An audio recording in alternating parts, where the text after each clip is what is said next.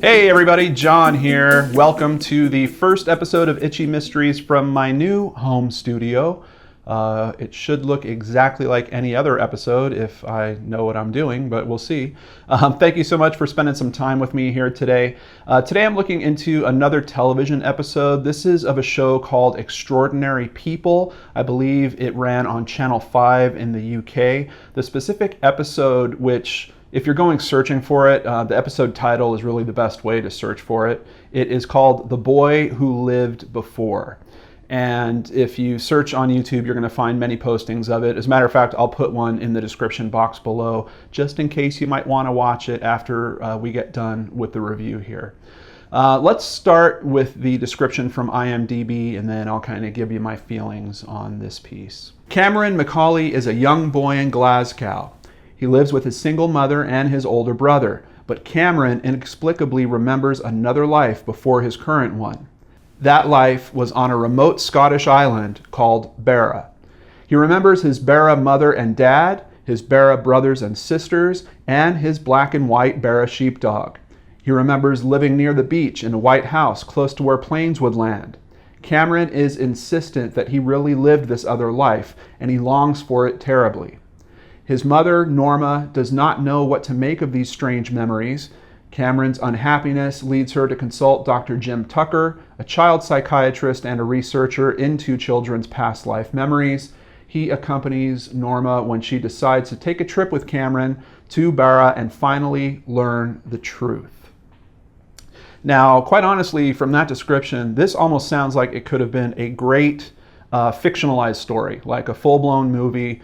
And that's probably one of the highlights of it for me. You really get to follow them on this trip as they are taking this little boy. I believe he is about 6 years old at the time of the shooting of this piece.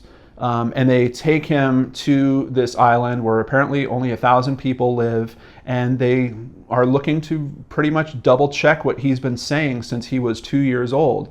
Are these memories truly accurate? Does he know what he's talking about?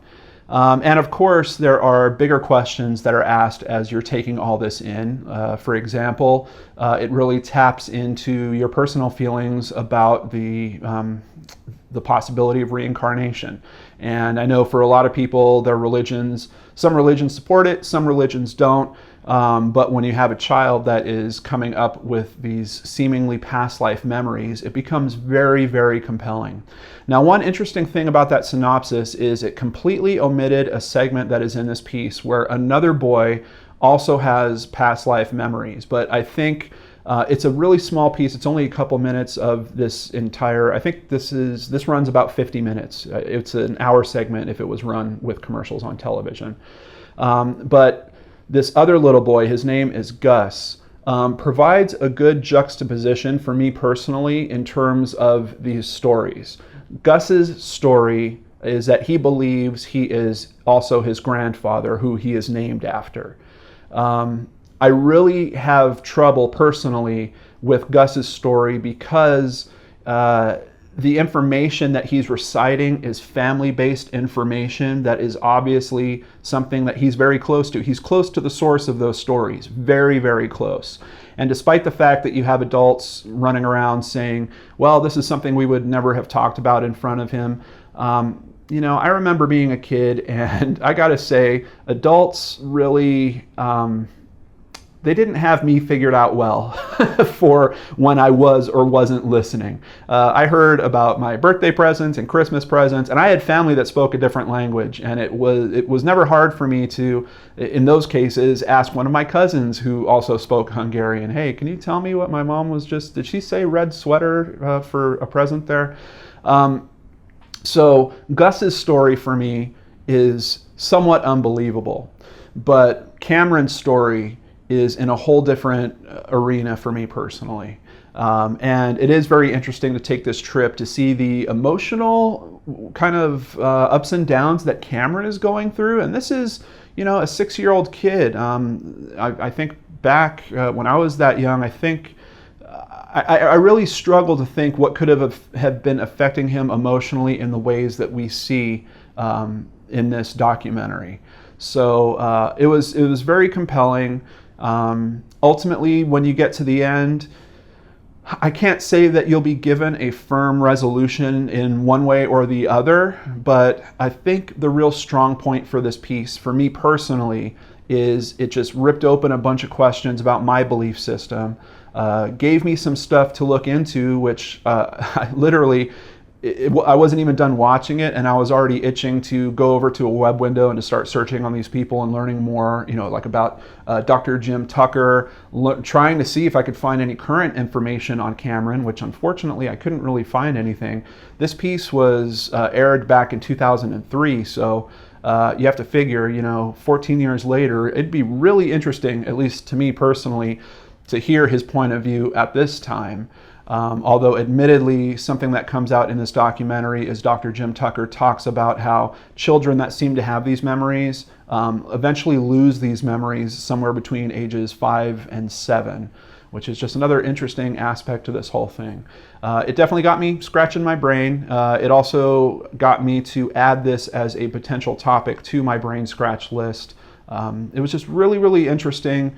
And when you have kids that are reciting facts, some facts which might be able to be verified, it really makes you wonder, where did they learn about this from? Like, how did this kid know about this area of Scotland that's over 200 miles away from where he lives, where typically only about 1,000 people live there? It's really kind of mind-blowing in one way, and opens up my belief system to some of those things in the greater beyond that maybe we don't have handy-dandy explanations for, or a Wikipedia page that we can read up and get a fairly full understanding of something, or stuff that even if you scour the internet, maybe you won't find exactly hard facts to support or refute in one way or another. It's a very interesting subject matter. So on IMDb, this is rating about a 7 out of 10. I'd say I'm right there. I'd maybe give it a 6.5 out of 10. The best thing about this thing, like I stated, is the questions that it's going to leave you with, the things that you're going to wonder about while you're watching it, which is a great thing in itself for a documentary. I just wish that maybe they could have spent a little more time giving us Dr. Tucker's backstory and his expertise. Maybe they could have gone into Gus's story a little bit more so that it wasn't kind of so easy to dismiss.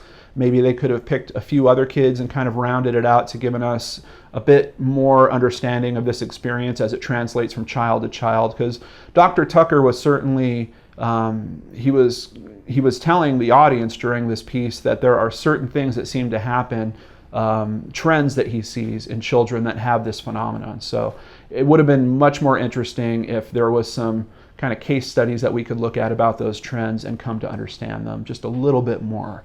Nothing real special in terms of music. Pretty interesting to see the scenery, particularly once they get to Barra. I hope I'm saying that right.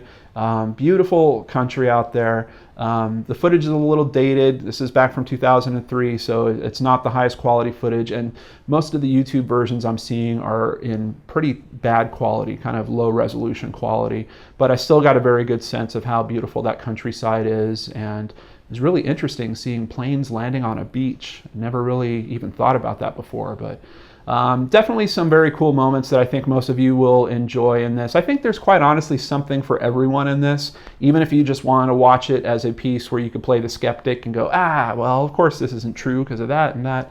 Or if you're a bit more open-minded to the experience, I think it'll leave you with a whole bunch of questions in your lap and maybe an afternoon of digging around on the internet to try to figure it out. So that's it, 6.5 out of 10. Thank you so much for joining me on this episode of Itchy Mysteries. I hope you guys are having a great week. Be sure to come back here tomorrow for a brand new, I was going to say fresh for some reason. Maybe it will be fresh. A fresh episode of Brain Scratch. I will see you there. Take care.